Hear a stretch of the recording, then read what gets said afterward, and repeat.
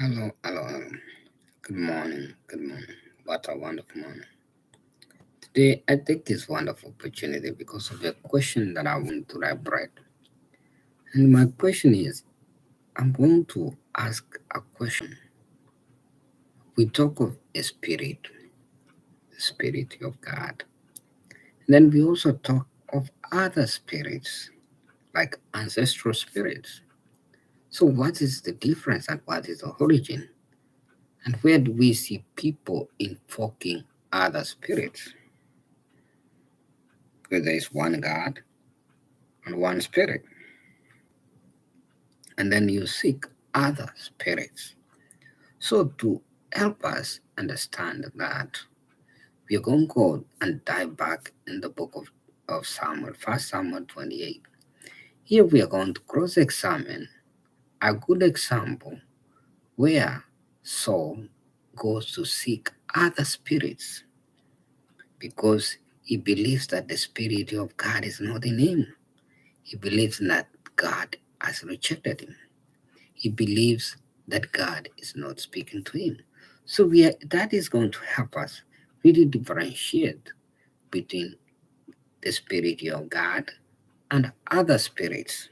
So I welcome you at this wonderful juncture, and let us cross-examine and we could look at many other spirits that we have. The spirit of the world, we talk about it. We talk about ancestral spirits and the differences, because it's a question that we need to ponder through and answer.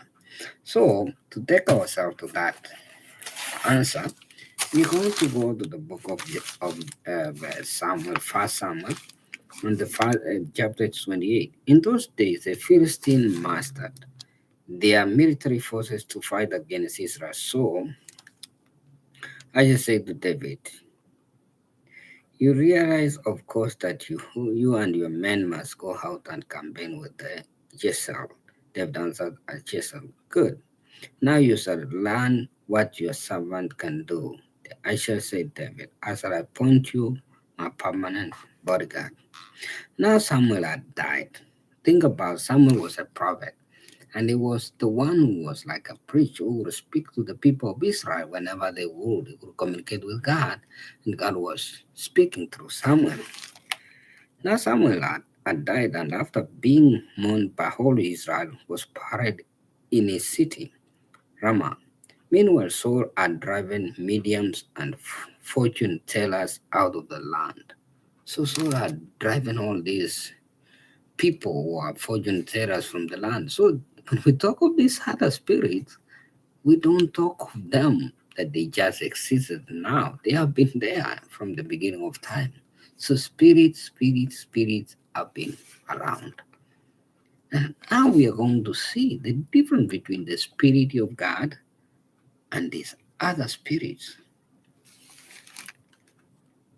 So is in dismay. The Philistines levies advanced to summon and encamp Saul. Saul too mastered all Israel. They camped on Gilboa. When Saul saw the camp of the Philistine, he was dismayed and lost heart completely. He therefore consulted the Lord, but the Lord gave no answer, whether in dreams or by Uriah or through prophets. So it reached that time that this first king of Israel, now he's seeking the intercession of God. But God does what? He doesn't consult with him, not in dreams, nor in prayers. And you can imagine what happens there. There's a point in time that we seek God and we feel that God is not with us. God is not answering us.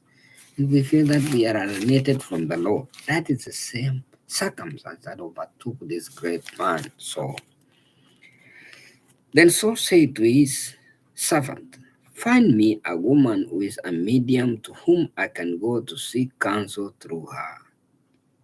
His servants answered him, there is a woman in the altar who is a medium. So think about magicians, think about psychics, think about witch doctors, the people who you can consult. They can tell you things.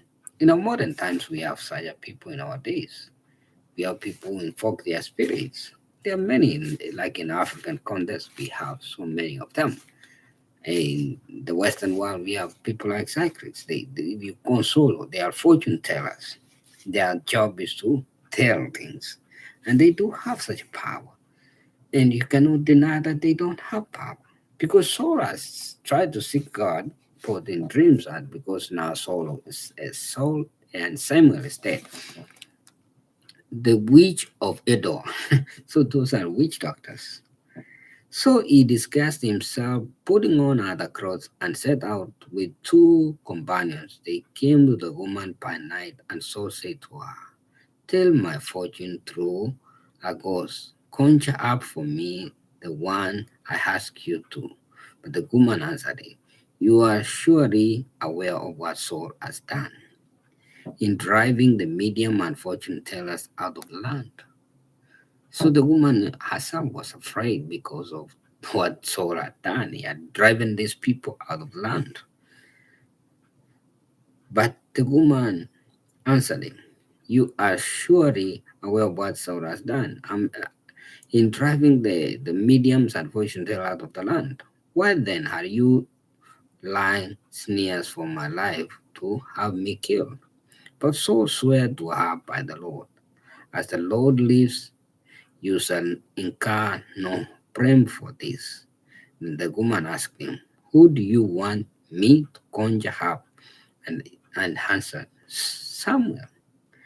So fortune tellers, all these people, they have certain powers. You go, like in African context, you go and somebody will take a picture of somebody and maybe they will bring that person to life. I hear stories like that. That is, those are other spirits. Those are other spirits. They do dwell in the world. We have such as spirits, and there are many spirits in the world. But there is also the spirit of God. And there's a difference between the spirit of God and the spirit, the ancestral spirit. People seek this, so that brings something into reality. Now they start to console those things contrary to divine truth or divine order.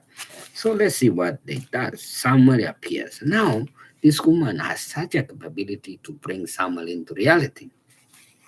When the woman saw Samuel, she slinked at the top of her she slinked at the top of her voice and said to Saul, "Why have you deceived me? You are Saul." But the king said to her, "Have no fear. What do you see?" The woman answered, "Saul, I see a preternatural being rising from the heart." "What does he look like?" asked Saul. And he replied, "It is an old man who is raising clothes in the mantle." Saul knew that it was Samuel, and so he bowed face to the ground in homage. So now, this image of Samuel or the ghost of Samuel has been brought into life. So these magicians or these other spirits do have power to bring things in reality. And you may think they don't. They do have them powers. They do. And their powers, they possess powers. Like I was having with a friend of mine, and we were talking about spirits, and we were talking about ancestrals when we invoke the spirits of ancestors. And what's the difference that when you invoke the spirit of God, who is God now? For somebody to understand who is God, and from what point do you understand God? You can imagine that concept.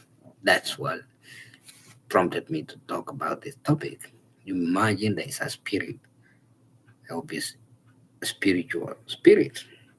Like in the African context, people used to worship other spirit. They used to give hovering. Like in the Old Testament, still we see Abraham is told by God to offer offerings like a lamb. Throughout the history of the Israelites, even when they reach Egypt, they are coming from Egypt. We see them offering the lamb and all that. Those were sacrifices done. In African context, those things were done, which they were invoking other spirits, other gods, which had supernatural powers within themselves. But why do you ask me? If the Lord has abandoned you and is with you, your neighbor, the Lord has done to you what he foretold through me. He has torn the kingdom from your grasp and has given it to your neighbor David. Now someone comes to reveal this message to Saul, what the Lord has done. The Lord no longer, since it no longer answers me through prophets and dreams. That was the concern why Saul was concerned. He wanted to see Samuel and speak to Samuel through the Spirit. Mm. Because you disobeyed the Lord, the directive, and will not carry out his fiancé hunger against the Amalekite, the Lord has done this to you today. Moreover, the Lord will deliver Israel and you as well into the clutches of the Philistine. By tomorrow, you and your sons will be with me, and the Lord will have delivered the army of Israel into the hand of the Philistines. So despairs now. You can imagine still in that spirit form what that Saul tells Samuel tells Saul exactly what he had told him. The Lord was dismayed with his action, with his disobedience, and there's no change. He was going to change. Immediately Saul fell full length on the ground, for he was badly shaken by Samuel's message. Moreover, he had not bodily strength left, since he had eaten nothing at all that day and night. Then the woman came to Saul and, seeing that it was quite terrible, striking, said to him, "Remember your maidservant obeyed you. I took my life in my hands and fulfilled the request you made of me. Now, you in turn, please listen to your maidservant. Let me set something before you to eat, and so that you may have strength when you go on your way." But he refused, saying, "I will not eat." However, when his servant joined the woman, nudging him, he listened to the entities got up from the ground and sat on the couch.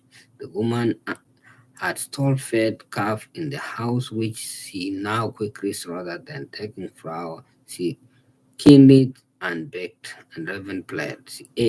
She set the meal before Saul and his servant, and they ate. Then they stood up and left the same night.